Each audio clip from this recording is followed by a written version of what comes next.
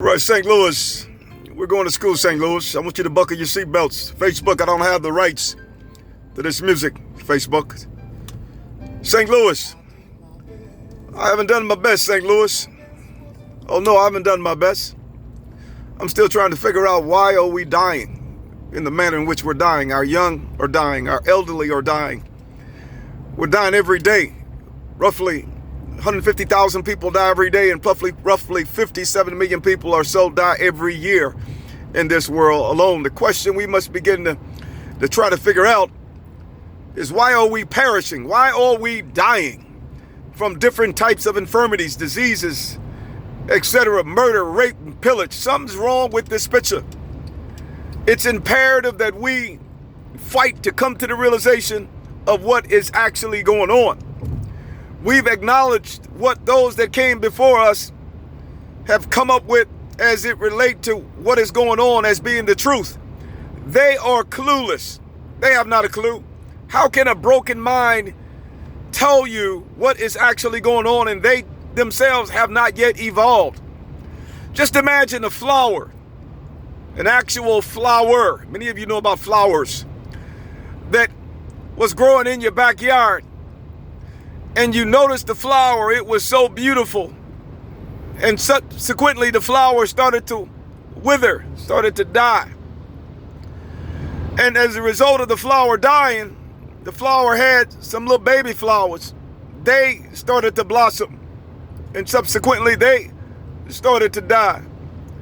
We must begin to ask ourselves, why are we dying? Many of you will say, well, when you're born, you got a life expectancy based upon the laws of thermodynamics.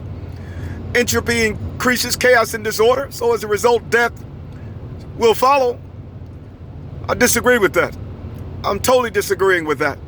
Just imagine if I separate those flowers from the yard. In other words, you had thousands of different flowers in the yard. All of them were dying, with an exception of one.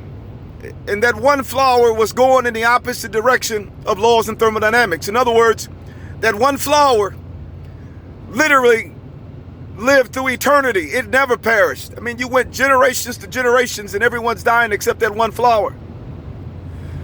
The question you must ask yourself is this: why are the rest of the flowers dying? I'm going to tell you why.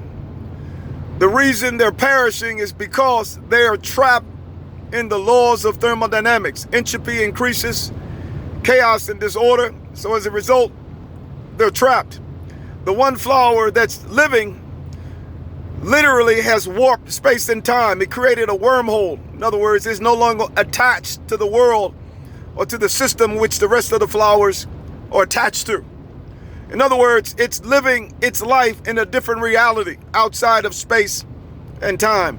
The flowers that are perishing are living in space and time, which clearly tells you that time equals death. And as a result of them being in space, as it relates to space and time, they're dying.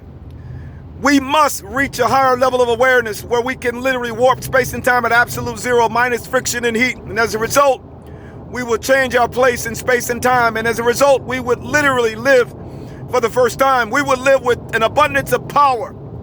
Power, as they say, beyond measure.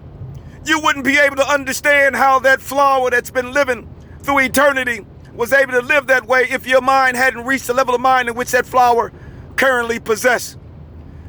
We must come to the realization that those that have been teaching us, from our educators to our pastors, are illiterate, but yet they don't appear to be illiterate because you too haven't reached the level of growth. You're no different than the rest of the flowers that are in that backyard, having a good time backing that thing up, but fail to realize you're all going the wrong way. You're headed towards the wide gate that leads to destruction and the narrow gate that leads to life, in which that one flower was able to achieve, not many find. We must connect at the micro, and once we do, we will begin to see the world different, and as a result, we will bring space at absolute negative 273 down to earth, which is considered to be heaven, and not one flower will then perish. We must wake up in this season, and as a result of waking up, we will change our place in space and time. The time is now, Chi-Town, Alabama, Georgia. The time is now, New York, the Bahamas.